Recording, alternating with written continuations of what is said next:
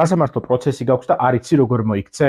აი 5 მარტივი, მაგრამ ოქროს წესი რომ მოსამართლე თავიდანვე შენს წინააღმდეგ არ განეწყოს. პირველი, არასდროს დააგვიანო. მიდი პროცესზე 15-20 წუთით ადრე. სასამართლოში დაგვიანება პირდაპირ უპატივცემულობა დაღიქმება. მეტიც, სამოქალაქო საქმეზე თუ დროულად არ გამოცხადდები, შეიძლება დაუსწრებლობათაც შეგეთვალოს. მეორე, ეს არის ჩაცმულობა.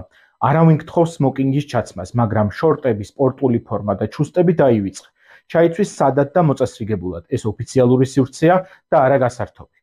მესამე, დაიცავი ელემენტარული ეტიკეტის წესები. როცა მოსამართლე შემოდის, ფეხზე ადგომა სავალდებულოა. მოსამართლეს მიმართავ მხოლოდ ფრაზებით: ბატონო მოსამართლე და თქვენო ღირსება.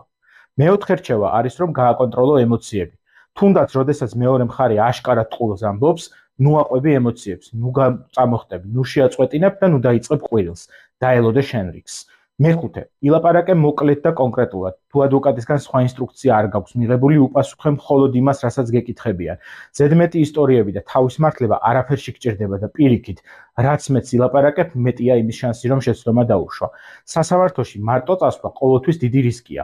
ამიტომ ჯობია რომ იქ ადვოკატთან ერთად იყო. თუ ჩემი დახმარება გჭირდება, შეგიძლია ამ პროფილზე მითითებულ ნომერზე დამირეკო, ან ჩემი ნომერი Google-ში იპოვო.